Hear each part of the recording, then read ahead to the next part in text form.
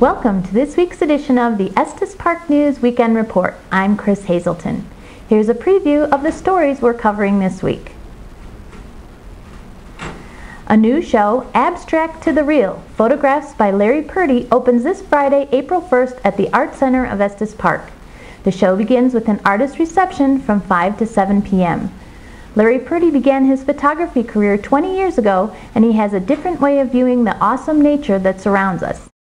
Larry's passion is the outdoors, and his photographs are the result of finding and documenting that beauty through creativity. The show runs through May 8th. Gallery hours are Friday, Saturday, and Sunday from 11 a.m. to 4 p.m. The Art Center is located at 517 Big Thompson Avenue in Lower Stanley Village.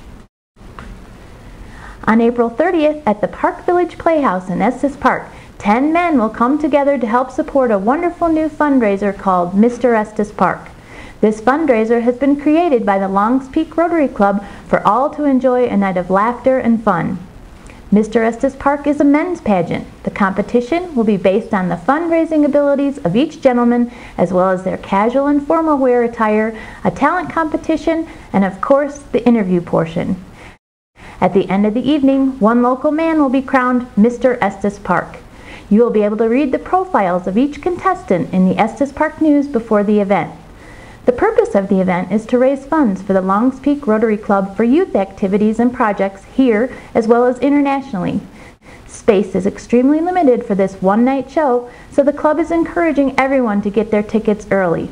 Already, almost half of the tickets for the event have been pre-sold. Tickets can be purchased at McDonald Bookshop for $20 per person. The evening will start at 6 p.m. with cash bar and appetizers, and the show begins at 7. Currently, the Rotary Club is also seeking sponsorships for the event. If you would like to support this new fundraiser, call Julie at 689-9453. Mark your calendars and get your taste buds ready for a delicious evening at Quota Club of Estes Park's 27th annual Taste of Estes event. Tickets are now on sale for this fun community tradition featuring 25 of some of the area's best restaurants offering savory samples of their menu offerings. There are a number of new participants this year for the Taste, which will be held on Wednesday, April 27 at the Estes Park Conference Center from 5:30 to 8 p.m. Proceeds from ticket sales go to support various club projects such as the ambulance drive, student grants, hearing and speech needs, service to youth and seniors, international projects, and the annual Easter egg hunt. See all participating restaurants in this week's edition of the Estes Park News, and don't miss the Taste of Estes, a delicious Estes Park tradition which sells out every year. Tickets are now available at a la carte, the Estes Park Visitor Center, Estes Park News Office, and MedX. We've all been touched by the devastation we see in Japan right now. Now there's a way you can help. There's a movement afoot in our area to bring comfort and relief to the Japanese victims of the quake and tsunami. Allens Park native and Estes Park High School graduate Jason Kelly, now living in Japan, has started the project called Socks for Japan, which allows us to make a personal difference in the life of someone who is suffering. Jason said, "All human beings are comforted by a fresh, clean pair of socks. This is an easy cause to support, as sizes are convenient, socks don't break, people need them and can keep them forever and remember that somebody from far away cared." Anyone can join in the community collection effort by taking a donation of socks to the Estes Valley Library or the transfer station in Allens Park. Donations must be made by April 31st and are needed for men, women, and children in any size or any color. You can also give a donation towards mailing costs for the socks. Donors are encouraged to include a personal care letter with their socks, as Japanese people treasure letters, especially ones from foreigners.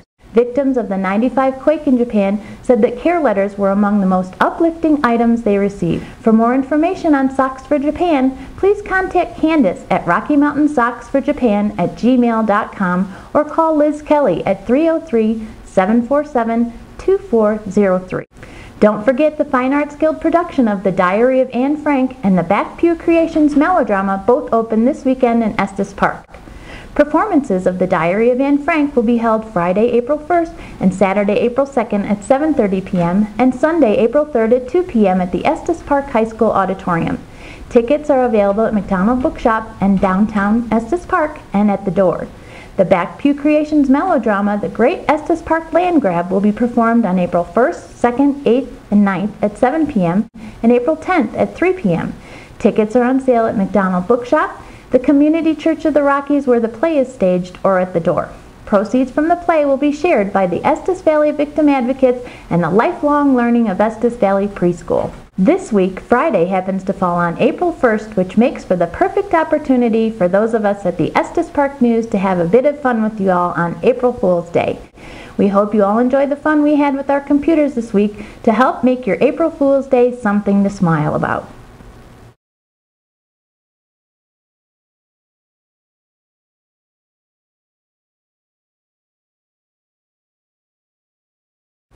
This week, we leave you with some beautiful photos of some birds of prey in the area. Richard Hahn discovered this immature bald eagle at the Anniversary Inn of Estes Park.